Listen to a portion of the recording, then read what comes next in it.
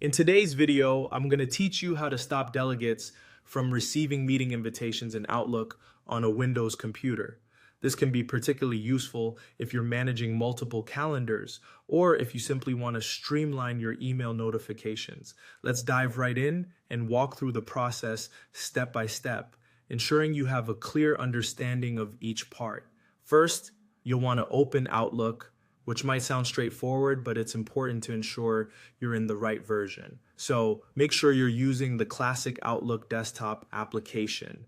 Once you've opened Outlook, direct your attention to the top left corner of the window. There you'll see the File tab. This tab is your gateway to many of Outlook's settings and options.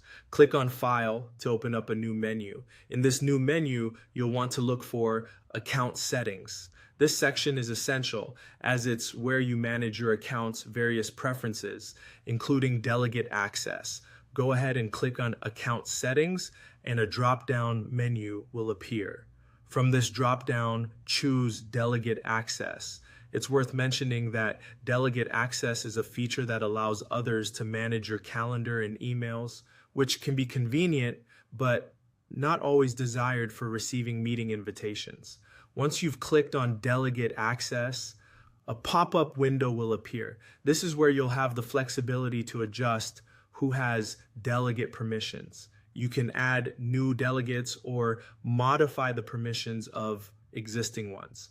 Carefully review the list of delegates. If you need to change their permissions to stop them from receiving meeting invitations, you'll need to adjust the settings for each delegate in the list. If you want to remove a delegate entirely, simply select their name and choose the remove option. However, if you wish to alter their permissions rather than remove them completely, select their name and proceed to adjust the permissions as needed.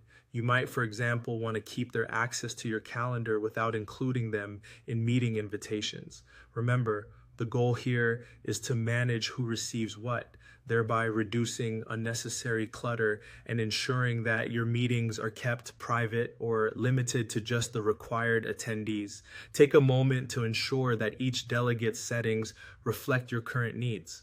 Once you're satisfied with your adjustments, you can close the pop-up window.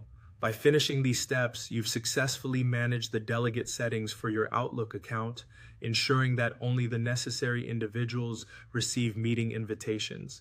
This not only makes your workflow more efficient, but also helps maintain better control over your schedule and email traffic. If you found this instruction helpful, be sure to check out our other videos for more Outlook tips and tricks. Thank you for watching and have a productive day. So now